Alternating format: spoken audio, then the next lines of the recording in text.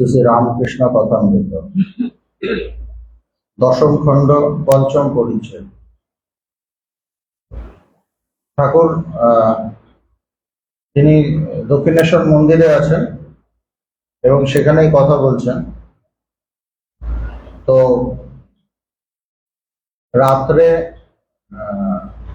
মাস্টারকে বলেছিলেন থেকে যেতে। মাস্টার এবং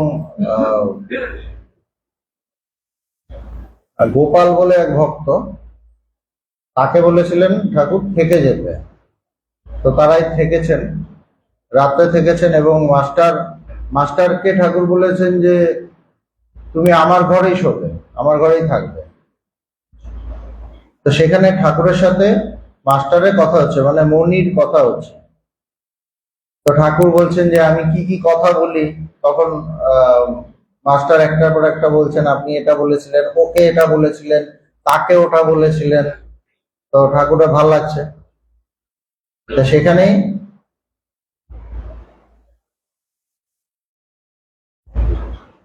মণি আর সেদিন ঈশান মুকুজ্জেকে খোসামুখের কথা বেশ বললেন। মরার উপর যেমন শকুনি পড়ে, ও কথা আপনি পণ্ডিত পদ্মলোচনকে বলেছিলেন। কি কথা বলেছিলেন আমি এখন বলতে পারবো না। মরার উপর শকুনি পড়ে, যখনই মরা দেখে, মৃতদেহ বা মৃত কিছু দেখে, তারপর শকুনি গিয়ে ঝাঁপায়। ও কথা আপনি পণ্ডিত পদ্মলোচনকে বলেছিলেন। শ্রীরামকৃষ্ণ না, উলোর বামন দাসকে। ঠাকুরের মনে আছে কাকে বলেছিলেন। মণি বলতে একটু ভুল করেছে, বলছে না, উলোর বামন দাসকে। কিয়ৎক্ষণ পরে মণি ছোট খাটের পার্শ্বে পাপসের নিকট বসিলেন। ঠাকুরের তন্দ্রা আসিতেছে। তিনি মণিকে বলিতেছেন, তুমি শোগে, গোপাল কোথায় গেল, তুমি দৌড় ভেজিয়ে রাখো। দেখুন, ওদের দুজনকেই থাকতে বলেছেন, কিন্তু মণি কিন্তু অনেকক্ষণ কথা বলেছেন ঠাকুরের সাথে। ঠাকুর যে থাকতে বলেছেন, মণি তার ঠিক ঠিক ফায়দাটা তুলেছেন, উপকৃত হয়েছেন। তিনি বুঝেছেন যে ঠাকুর থাকতে বলছেন মানে তার সঙ্গ দেবেন, সেই জন্য বলেছেন। এবং তিনি কিন্তু ঠাকুরের সাথে বসে কত কথা বলেছেন। কিন্তু এই যে গোপাল আরেকজন ভক্ত, সে কিন্তু ঠাকুরের কাছে নেই, সে এদিক ওদিক ঘুরে বেড়াচ্ছে। এইটাই হয় তফাৎ, এইটাই হয় তফাৎ। আমি আশ্রমে এলাম, আশ্রমে এসে আমি ঈশ্বরীয় চর্চা করলাম না, বা একটু শুনলাম তারপরে এদিক ওদিক করলাম, তাতে লাভ নেই। এই যে আসছি, এই সময়টাকে কাজে লাগাতে হবে। কিভাবে কাজে লাগাবো? আমার সবসময় এই কথা শুনতে হবে, এইটা নিয়ে চর্চা করতে হবে, এইটা নিয়ে থাকতে হবে। কিন্তু আমরা কি করি, আমরা অনেক সময় উল্টো পাল্টা চর্চায় যাই, গিয়ে অন্য কিছু ভাবি, অন্য কিছুর মধ্যে আলোচনা করি, তাতে কোনো লাভ নেই। এই দুটো দুটো পিকচার কিন্তু ঠাকুর বলছে ও কোথায় গেল, গোপাল কথা কোথায় গেল, এটা বলার উচিত ছিল, মানে তার বলার কথা ছিল না। গোপালের উচিত ছিল ঠাকুরের সঙ্গ করা। ঠাকুর নিজে বলেছেন তোমরা থাকো। এইটাই হয় তফাৎ। পরদিন সোমবার শ্রীরামকৃষ্ণ বিছানা হইতে অতি প্রত্যুষে উঠিয়াছেন ও ঠাকুরদের নাম করিতেছেন ও মাঝে মাঝে গঙ্গা দর্শন করিতেছেন। তো একদম ভোরে ভোরে ঠাকুর উঠে গেছেন, ঠাকুরের নাম করছেন এবং গঙ্গা দর্শন করছেন। এদিকে মা কালীর ও শ্রী শ্রী রাধাকান্তের মন্দিরে মঙ্গলারতি হইতেছে। ওইদিকে পুজো শুরু হয়েছে মন্দিরে। মণি ঠাকুরের ঘরের মেঝেতে শুইয়াছিলেন, ওখানে মেঝেতে মণি শুয়েছেন। তিনিও শয্যা হইতে উঠিয়া সমস্ত দর্শন করিতেছেন ও শুনিতেছেন। প্রাতঃকৃত্যের পর তিনি ঠাকুরের কাছে আসিয়া বসিলেন। আবার কিন্তু ঠাকুরের কাছে এসে বসছেন। ঠাকুর আজ স্নান করিলেন। রোজ বোধহয় করতে পারতেন না, শরীরটা খারাপ, তো রোজ করতে পারতেন না। স্নানান্তে কালীঘরে যাইতেছেন, মণি সঙ্গে আছেন। ঠাকুর তাহাকে ঘরে তালা লাগাইতে বলিলেন। ঠাকুর বলছেন তার রুমে তালা লাগিয়ে দিতে, কেননা উনি মন্দিরে যাবেন, কোনো হয়তো ব্যাপার আছে। কালীঘরে যাইয়া ঠাকুর আসনে উপবিষ্ট হইলেন, মায়ের কাছে বসলেন ও ফুল লইয়া কখনো নিজের মস্তকে কখনো মা কালীর পাদপদ্মে দিতেছেন। নিজের মাথায় দিচ্ছেন, আবার মায়ের পায়ে দিচ্ছেন, একাকার হয়ে আছেন, অদ্বৈত। একবার চামর লইয়া ব্যজন করিলেন, আবার নিজের ঘরে ফিরিলেন, মণিকে আবার চাবি খুলিতে বলিলেন, ঘরে প্রবেশ করিয়া ছোট খাটটিতে বসিলেন। এখন ভাবে বিভোর ঠাকুর নাম করিতেছেন, মণি মেঝেতে একাকী উপবিষ্ট, সেই একা, গোপালের পাত্তা নেই।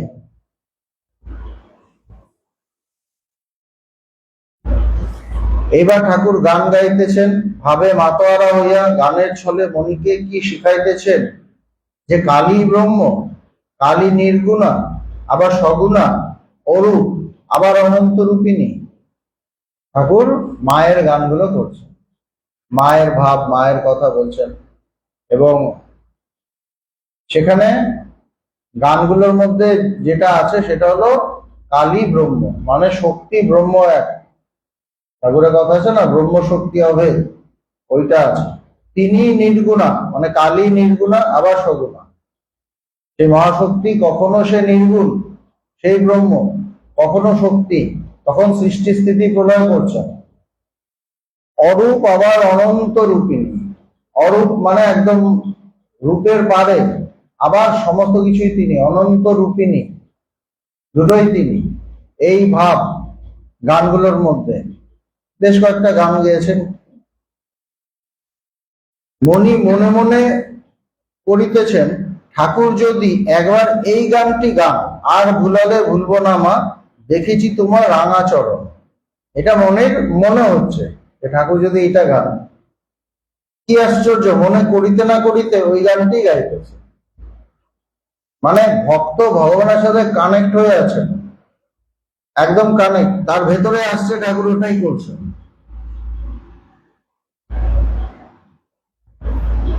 কিয়ৎক্ষণ পরে ঠাকুর জিজ্ঞাসা করিলেন, আচ্ছা আমার এখন কিরকম অবস্থা তোমার বোধ হয়? বলছে, আমার কি অবস্থা, তুমি কি বোঝো? মণি সহসে, আপনার সহজ অবস্থা। বলছে, সহজ অবস্থা, দারুণ কথা, সহজ অবস্থা।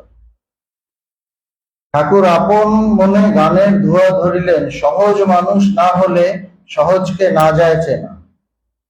হচ্ছে সহজ না হলে সহজকে চিনতে পারা যায় না। ঠাকুর তার কথাটাকে গ্রহণ করলেন, তুমি ঠিকই বলেছ, আমি সহজ অবস্থা। কিন্তু বললেন, তুমিও সহজ, কারণ তুমি না হলে সহজকে চিনতে পারতে না।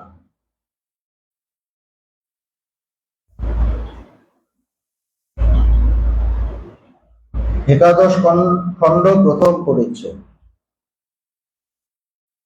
শ্রীরামকৃষ্ণ আজ স্টার থিয়েটারে প্রহ্লাদ চরিত্রের অভিনয় দেখিতে আসিয়াছেন। তো গিরিশ ঘোষ তিনি অভিনয় করতেন, নাটক করতেন, তার একটা বিরাট দল ছিল এবং তার ভীষণ নাম ছিল। তো তিনি, ঠাকুর এসছেন স্টার থিয়েটারে নাটক দেখতে, প্রহ্লাদ চরিত্র, সঙ্গে মাস্টার বাবুরাম ও নারায়ণ প্রভৃতি। স্টার থিয়েটার তখন বিডন স্ট্রিটে। এই রঙ্গমঞ্চে পরে এমারল্ড থিয়েটার ও ক্লাসিক থিয়েটারের অভিনয় সম্পন্ন হইত। আরো থিয়েটারও হতো ওখানে। আজ রবিবার 30শে অগ্রহায়ণ, কৃষ্ণা দ্বাদশী তিথি, 14ই ডিসেম্বর 1884 খ্রিস্টাব্দ। শ্রীরামকৃষ্ণ একটি বক্সে উত্তরাশ্ব হইয়া বসিয়াছেন, মানে ভালো জায়গায় বক্স একটা দেওয়া হয়েছে আর কি, ওখানে তিনি বসে আছেন। রঙ্গালয় আলোকাকীর্ণ, কাছে মাস্টার বাবুরাম ও নারায়ণ বসিয়াছেন। গিরিশ আসিয়াছেন, অভিনয় এখনো আরম্ভ হয় নাই। ঠাকুর গিরিশের সঙ্গে কথা কহিতেছেন। রামকৃষ্ণ সহাস্যে, বা তুমি বেশ সব লিখেছ, তো ঠাকুর বেশ খুশি, মানে যেটা নিয়ে অভিনয় হবে, তুমি যে মানে তুমি ভালো ভালো জিনিস লিখছো। গিরিশ মহাশয়, ধারণা কই, শুধু লিখে গেছি। বলছি আমি তো ধারণা করতে পারছি না, লিখে গেছি কিন্তু আমার তো সেই ধারণা নেই। মানে গিরিশ তখন খুব ঠাকুরের ভক্ত, ভক্ত হয়ে গেছে, এবং তার ভেতরে একটা কষ্ট হচ্ছে যে এখনো আমি তাকে সেইভাবে জানতে পারিনি, ধারণা কই।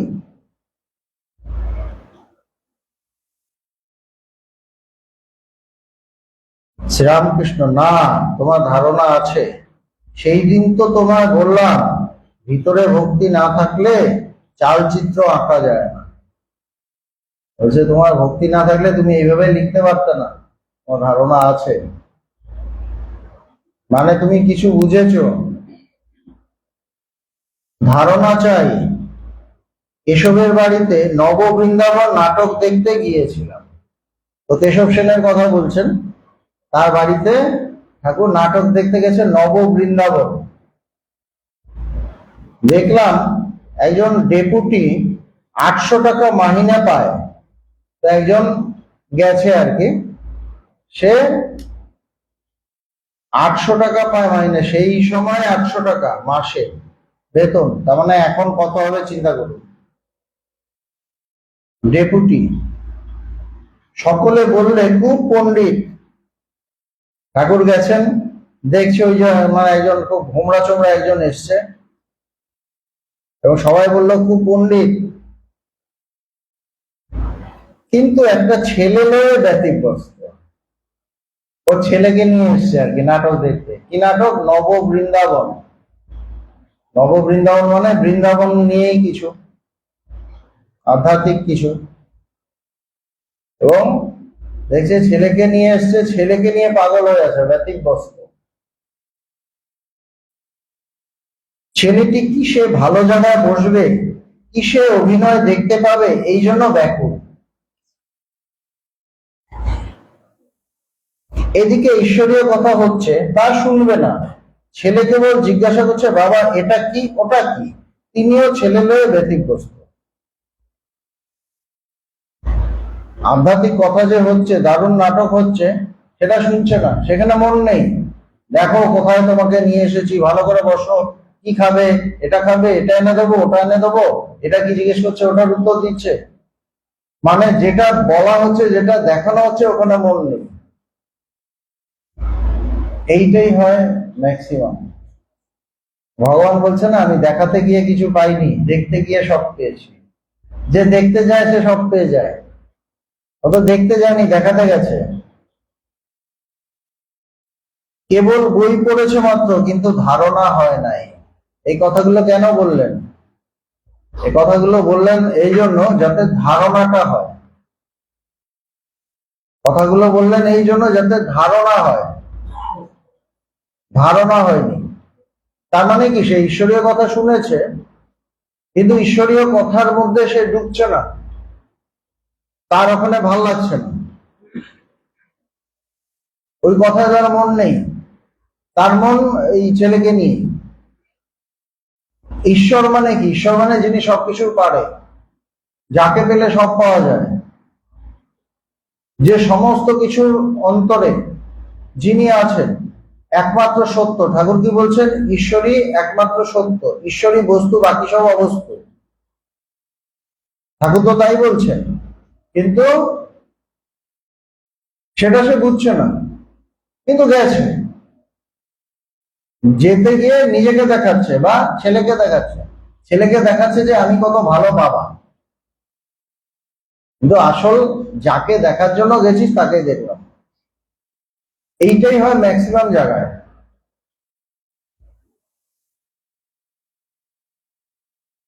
কেবল বই পড়েছে মাত্র, কিন্তু ধারণা হয়নি। তার মানেটা কি? সে বই পড়েছে কিন্তু তার ধারণা হয়নি।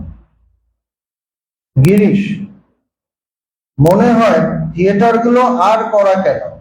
তো গিরিশ ঘোষ তখন অনেকদিন ধরে থিয়েটার করছে, তার তার মনে হচ্ছে যে আর করে কি হবে, অনেকদিন তো হলো। শ্রীরামকৃষ্ণ, না না, ও থাক, ওতে লোক শিক্ষা হবে। বলছে থাক, ওটা ওটায় মানুষ অনেক কিছু, মানুষকে অনেক শিক্ষা দেওয়া যায়। এই যে সিনেমাই হোক, থিয়েটার হোক, এগুলোর তো ইম্প্যাক্ট আছে সমাজের উপর। সমাজে মানুষ এগুলো দেখে এবং জগতের উপর এর একটা প্রভাব আছে। ঠাকুর কিন্তু তাকে বারণ করেছিলেন এবং তারপরও গিরিশ ঘোষ অনেকদিন থিয়েটার চালিয়েছিলেন। বলছে না না ঠিক আছে, ওতে লোক শিক্ষা হয়। অভিনয় আরম্ভ হয়েছে, এবার অ্যাক্টিং শুরু হচ্ছে। প্রহ্লাদ পাঠশালে লেখা পড়াকড়িতে আসিয়াছে। তো প্রহ্লাদ শিশু বাচ্চা, সে স্কুলে গেছে পড়তে। প্রহ্লাদকে দর্শন করিয়া ঠাকুর সস্নেহে প্রহ্লাদ প্রহ্লাদ এই কথা বলিতে বলিতে একেবারে সমাধিস্থ হইলেন। কেন ঠাকুর সমাধিস্থ হচ্ছেন কেন? প্রহ্লাদ ওখানে তার অ্যাক্টিং হতেই পারে, কিন্তু ঠাকুর সমাধিস্থ হচ্ছেন কেন? কেননা তখন তো তিনি স্বয়ং ভগবান হয়ে গেছে। প্রহ্লাদকে দেখে তার সেই মানে তার সেই বাৎসল্য ভাব, সেই মানে ভক্তের প্রতি যে প্রেম, সেটা তো উঠলে উঠেছে। কেন কেন উঠলে উঠেছে? কেননা তিনি স্বয়ং ভগবান হয়ে গেছে, নারায়ণ হয়ে গেছে, নারায়ণের সাথে একাকার হয়ে গেছে। এই জন্য সমাধিস্থ হয়ে গেছে। প্রহ্লাদ প্রহ্লাদ বলতে বলতে সমাধিস্থ হয়ে গেছে। এই কথা বলিতে বলিতে একেবারে সমাধিস্থ হইলেন। প্রহ্লাদকে হস্তি পদতলে দেখিয়া, মানে এরপরে যেটা সিন আছে যে প্রহ্লাদকে হাতির নিচে ফেলে দেওয়া হচ্ছে, হস্তি পদতলে দেখিয়া ঠাকুর কাঁদিতেছেন। তার কান্না এসে যাচ্ছে, কেঁদে ফেলছেন, তার কষ্ট হচ্ছে। অগ্নিকুণ্ডে যখন ফেলিয়া দিল তখনও ঠাকুর কাঁদিতেছে। আবার আগুনের মধ্যে তাকে ফেলে দিচ্ছে, তখনও ঠাকুর কাঁদছেন। কেননা তারা তো ভক্ত বৎসল হন। ভগবানকে দেখেছি ভক্তদের জন্য কাঁদতে। ভক্ত কষ্ট থাকলে তিনি কাঁদতেন, তিনি কখনো কাঁদতেন, কখনো খেপে উঠতেন, ওর উপর কেন অত্যাচার করা হচ্ছে, কখনো কাঁদতেন। আমরা অনেকবার দেখেছি এটা, একবার না হাজারবার দেখেছি। কেন? তিনি স্বয়ং ভগবান, এই জন্যই। আর কোনো ইয়ে না, ভক্তের যেখানে কষ্ট সেখানে তিনি স্থির থাকতে পারেন না। এখানেও তাই। নারায়ণও স্থির থাকতে পারেননি, বিকট একটা রূপ ধরে চলে এসেছেন। নারায়ণ তো কত সুন্দর রূপ, কিন্তু নৃসিংহ অবতার রূপটা তো খুব একটা সুন্দর না, দেখলে ভয় হয়। কিন্তু ওই রূপ ধরে চলে এসেছেন, কেন মারতে হবে, কেন আমার ভক্তকে ডিস্টার্ব করছে, ভক্তকে কষ্ট দিচ্ছে। ভক্তের কষ্ট তিনি সহ্য করতে পারেন না, নিজে হাজার কষ্ট নিয়ে নেন, নিজে হাজার কষ্ট নেন, কিন্তু ভক্তের একটু কষ্ট তিনি সহ্য করতে পারেন না। এটাই তিনি, এটাই তার ক্যারেক্টার, এটাই তার চরিত্র, এই ভগবান। তো যখন অগ্নিকুণ্ডে ফেলে দিচ্ছে তখনও ঠাকুর কাঁদছেন। গোলকে লক্ষ্মীনারায়ণ বসিয়া আছেন। তারপর আরেকটা সিন নেক্সট, যে লক্ষ্মীনারায়ণ বৈকুণ্ঠে গোলকে বসে আছেন। নারায়ণ প্রহ্লাদের জন্য ভাবিতেছে। ওখানে নারায়ণ মানে চিন্তিত প্রহ্লাদকে নিয়ে। সেই দৃশ্য দেখিয়া ঠাকুর আবার সমাধিস্থ হইলেন। কেন? একই তো, একাকার হয়ে যাচ্ছেন, এক হয়ে যাচ্ছেন, যেই এক হয়ে যাচ্ছেন সমাধিস্থ হয়ে যাচ্ছে। তারপর অভিনয় শেষ হলো। রঙ্গালয়ে গিরিশ যে ঘরে বসেন সেইখানে অভিনয়ন্তে ঠাকুরকে লইয়া গেলেন। তো গ্রিন রুমে যেখানে তারা বসেন সেখানে ঠাকুরকে নিয়ে গেছেন। গিরিশ বলিলেন, তো ওখানে তো বললো না যে এখানে স্টার থিয়েটারে নানা রকম একটার পর একটা থিয়েটার হতে থাকে।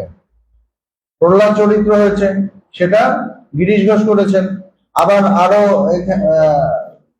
বলছে এভারঅল থিয়েটার, ক্লাসিক থিয়েটারের অভিনয় সম্পন্ন হইতো। এরাও এরপরে হয়তো ওই পালাটা আছে আর কি। তো গিরিশ ঘোষ নিয়ে গেছেন তার গ্রিন রুমে। গিরিশ বলিলেন, বিবাহ বিভ্রাট কি শুনিবেন? শুনবেন? এরপরে আরেকটা ইয়ে আর কি। ঠাকুর বললেন, না না, প্রহ্লাদ চরিত্রের পর ওসব কি।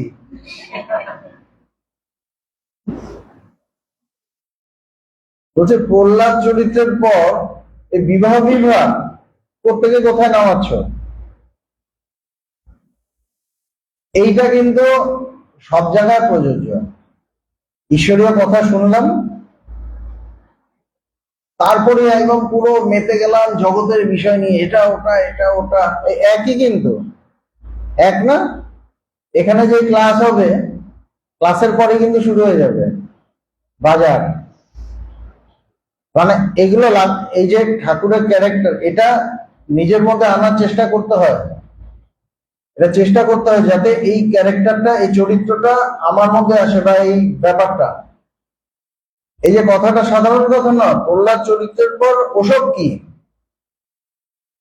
আমি তাই গোপাল উড়ের দলকে বলেছিলাম, তোমরা শেষে কিছু ঈশ্বরীয় কথা বলো। কোনো একটা দলকে বেশ ঈশ্বরের কথা হচ্ছিল, আবার বিবাহ বিভ্রাট সংসারের কথা, ঠাকুর ডিস্টার্ব হয়েছেন। যা ছিলুম তাই হলুম, বলছে যা ছিলুম তাই হলুম, কি সুন্দর কথা। বলছে পুরো সংসারই ছিলাম, ভেতরে একদম সংসার। তারপর কোনো আশ্রমে এলাম, ঈশ্বরীয় কথা, তখন বড় বড় কথা বললাম, দারুণ দারুণ এই সেই। তারপর যেই সব শেষ হয়ে গেল, আবার আবার ওই মানে নরকের মধ্যে পড়লাম। বলছে যা ছিলুম তাই হলুম, আবার সেই আগেকার ভাব এসে পড়ে। ঠাকুর গিরিশাদির সহিত ঈশ্বরীয় কথা কহিতেছেন। গিরিশ বলিতেছেন, মহাশয় কিরকম দেখলেন?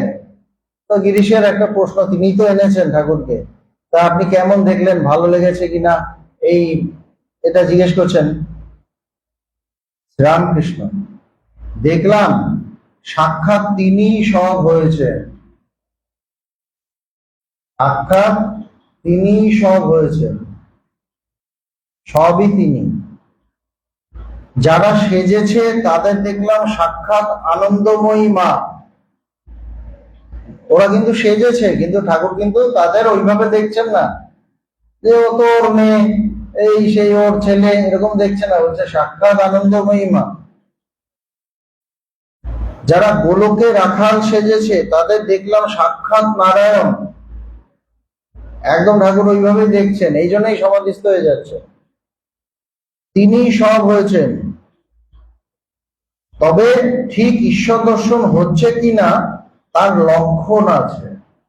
বলছে যে কারোর ঈশ্বর দর্শন হয়েছে কিনা, অনুভব হয়েছে কিনা, তার লক্ষণ আছে। কি লক্ষণ?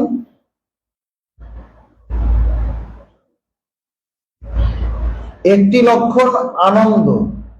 একটা কি আনন্দ, সংকোচ থাকে না, কোনো সংকোচ থাকে না, মানে আনন্দে একদম মেতে গেল হয়তো। যেমন সমুদ্র, উপরে হিল্লোল কল্লোল, নিচে গভীর জল। সমুদ্র কিরকম? উপরে বড় বড় ঢেউ, আর নিচে মাইলের পর মাইল গভীর জল। আধ্যাত্মিক মানে সেই অনুভব হলে ওরকম হয়। ভেতরে মানে আনন্দ থাকে, সে আনন্দ করে, ভেতরে গভীর, একদম গভীর, ভীষণ গভীর, জ্ঞানের গভীরতা। যার ভগবান দর্শন হয়েছে সে কখনো পাগলের ন্যায়, কখনো পিশাচের ন্যায়। পিশাচের মানে বলতে সূচি অসুচি ভেদ জ্ঞান নাই, মানে কোনটা ময়লা ওই ভাবটা থাকে না, ভেদটা থাকে না। সূচি অসুচি ভেদ জ্ঞান নাই।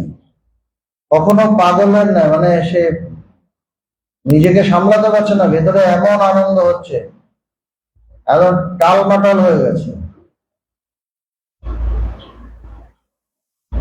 কখনো বা জ্বরের ন্যায়, জ্বরের ন্যায় মানে একদম সমাধিস্থ হয়ে বসে আছে, স্থির। সবাই গল্প করছে, কথা বলছে, সে একদম স্থির হয়ে আছে, কোনো হুঁশ নেই, জ্বরের ন্যায়। কখনো, কেননা অন্তরে বাহিরে ঈশ্বরকে দর্শন করে অবাক হয়ে থাকে। বলছে ভেতরেও দেখছে ঈশ্বর, বাইরেও ঈশ্বর, ওরা অবাক হয়ে আছে। আর কি দেখবে? তাকে দেখলে আর কিছু দেখতে হয়? কিছু দেখতে হয় না, ভেতরে অন্যরকম হয়ে গেছে। কখনো বালকের ন্যায়, আট নাই। বালক যেমন কাপড় বগলে করে বেড়ায়, মানে তার কোনো কোনো জিনিসে টান নেই, কোনো জিনিসে আসক্তি নেই, বালকের ন্যায়, একদম বালকের মতো, বাচ্চাদের মতো, শিশুদের মতো। এই অবস্থায় কখনো বাল্যভাব, কখনো একদম শিশুদের মতো, বাচ্চাদের মতো, কখনো পৌগণ্ড ভাব, ফষ্টি নষ্টি করে, মানে ইয়ার কি করছে, সবার সাথে পেছনে লাগছে, ইয়ার কি করছে, ফষ্টি নষ্টি করে, মজা করছে। স্বামীজি যেমন খুব আনন্দ করতেন, মজা করতেন। তো বলছে যে আপনি একটু সিরিয়াস থাকেন না? বলে থাকি। বলছে কোথায়? আমি তো সবসময় দেখছি হাসাহাসি, ইয়ার কি এগুলোই করছে। না থাকি। বলে কখন? যখন পেট ব্যথা করে তখন থাকি।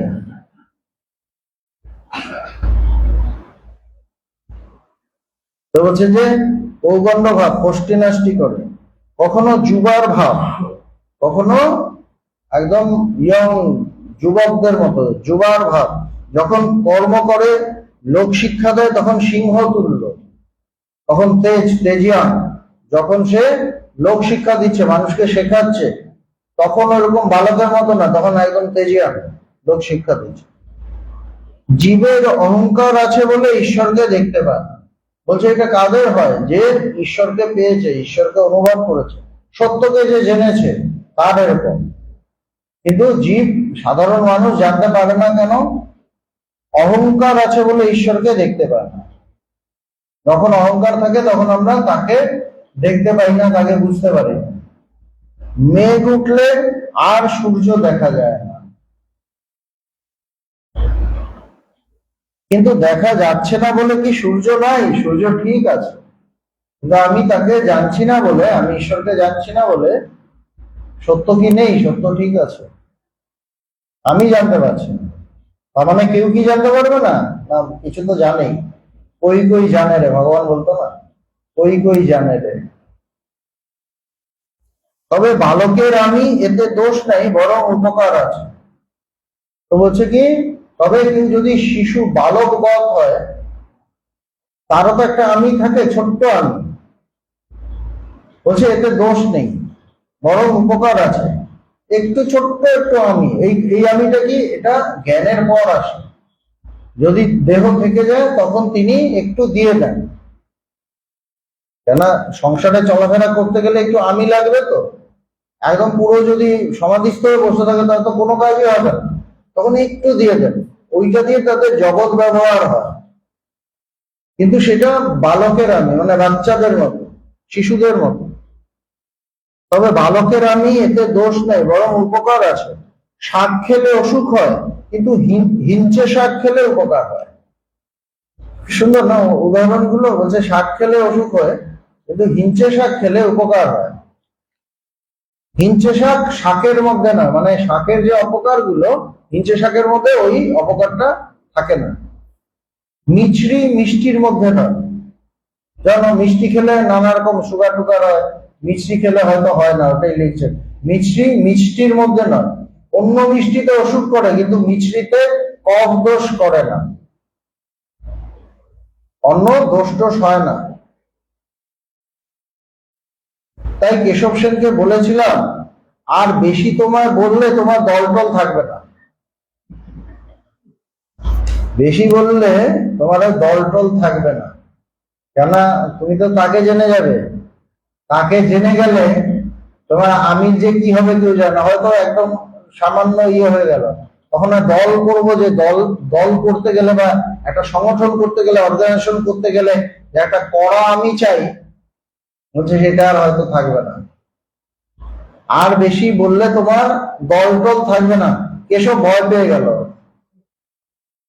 তখন আমি বললাম, বালকের আমি, দাস আমি, এতে দোষ নাই।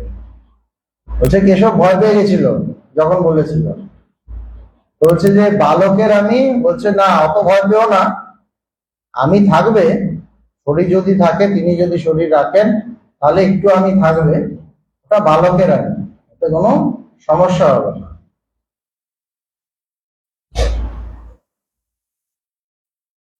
যিনি ঈশ্বর দর্শন করেছেন, তিনি দেখেন যে ঈশ্বরই জীব জগৎ হয়ে আছে, সবই তিনি। কি দেখেন? তিনি সব, সব হয়ে আছেন, যা কিছু আছে সর্বভূতে তিনি, এটা তার অনুভব হয়। সবই তিনি, এরই নাম উত্তম ভক্ত। যার এটা হয় তাকে বলা হয় উত্তম ভক্ত। উত্তম ভক্ত এটা একটা টার্ম। গিরি সহাস্যে সবই তিনি, তবে একটু আমি থাকে, কবদোষ করে না। গিরিশ মজা করছেন যে না, সবই তিনি এই বোধটা থাকে, তবে একটু ছোট্ট আমি থাকে, তাতে কোনো প্রবলেম নেই। শ্রীরামকৃষ্ণ সহাস্যে, হ্যাঁ ওতে হানি নাই, ও আমিটুকু সম্ভবের জন্য। বলছে ওই যে আমিটা থাকে ওটা সম্ভবের জন্য। সম্ভব বলতে তাকে নিয়ে আনন্দ করা। ওই আনন্দ, ওই আমি দিয়ে সে জগতের ভোগে, মানে ভোগের জন্য লালায়িত হয় না, সে ঈশ্বরীয় তত্ত্বটাকে ভোগ করতে চায়, তার ভোগে তার মনটা যায়। ও আমিটুকু সম্ভবের জন্য, আমি একটি তুমি একটি হলে আনন্দ ভোগ করা যায়। মানে ভক্ত ভগবান থাকলে একদম পুরো একাকার হলে তো আর আলাদা করে কিছু বুঝতে পারছি, কিন্তু যখন তিনি ভগবান আমি ভক্ত আছি, তখন তার লীলার রসটা নেওয়া যায়। আমি একটি তুমি একটি হলে আনন্দ ভোগ করা যায়, সেব্য সেবকের ভাব হচ্ছে, তাহলে আনন্দ ভোগ হয়। যেমন সেবক এবং সেব্য, সেবক মানে ভক্ত, সেব্য হলো ভগবান। আবার মধ্যম থাকের ভক্ত আছে, বলছে ভক্তের নানা থাক আছে, আরেকটা হলো মধ্যম থাকের ভক্ত। সে দেখে ঈশ্বর সর্বভূতে অন্তর্যামী রূপে আছে। সর্বভূতে ঈশ্বর আছে কিভাবে? অন্তর্যামী রূপে, মানে প্রত্যেকের ভেতরে, আমার ভেতরেও তিনি আছেন, সবার ভেতরেই তিনি আছেন। এটা হলো মধ্যম থাক। অধম থাকের ভক্ত বলে উত্তম থাক কি, সবকিছু তিনি, একদম যা আছে তিনি, অন্য কিছু নেই, শুধু তুমি, না হন না হন তুমি, তুমি একদম পুরোটাই তুমি, মানে সমস্ত কিছু ঈশ্বর। ঘর ঘর মে রাম, ঘট ঘট মে রাম। দ্বিতীয় কি, মধ্যম থাক, তারা কি বলছে না আমাদের অন্তর্যামী রূপে তিনি আছেন। তার মানে অন্তর্যামী ছাড়া আরো কিছু আছে, সেখানে তিনি আছেন, মানে সেখানে অন্তর্যামীটা তিনি, বাকি এছাড়া আরেকটু কিছু আছে। মধ্যম থাক। আর অধম থাকের ভক্ত কি বলেন? অধম থাকের ভক্ত বলে ঈশ্বর আছে, ওই ঈশ্বর, অর্থাৎ আকাশের উপরে, মানে এখানে নেই, ওই উপরে। গোলকের রাখাল দেখে আমার কিন্তু বোধ হলো সেই ঈশ্বরই সব হয়েছে। ওই নাটকটা দেখছেন, নাটক দেখে আমাদের কি হয় যে এগুলো তো সব অ্যাক্টিং, তার কিন্তু হচ্ছে যে সব তিনি। যিনি ঈশ্বর দর্শন করেছেন তার ঠিক বোধ হয় ঈশ্বরই কর্তা, তিনিই সব হয়েছে। তার এটা বোধ হয় ঈশ্বরই কর্তা, তিনি করছেন সব, তিনি সব হয়ে আছে, শুধু তো করছেন না, তিনি সব হয়ে আছে। গিরিশ মহাশয়, আমি কিন্তু ঠিক বুঝেছি তিনিই সব করছেন। গিরিশ বলছেন তিনি বুঝেছেন, তিনিই সব করছেন। শ্রীরামকৃষ্ণ, আমি বলি মা, আমি যন্ত্র তুমি যন্ত্রী, আমি জড় তুমি চেতয়িতা। আমি জড়, তুমি চেতন, মানে তুমি আমাকে চালাচ্ছ। আমি যন্ত্র তুমি যন্ত্রী, যেমন করাও তেমনি করি, যেমন বলাও তেমনি বলি। যারা অজ্ঞান তারা বলে কতক আমি করছি, কতক তিনি করছে। যাদের মধ্যে অজ্ঞানতা আছে কিন্তু কিছুটা ভক্তি আছে, বলছে যে না কিছুটা আমি করছি, কিছুটা তিনি করছেন, সব তিনি করছেন না, কিছুটা তিনি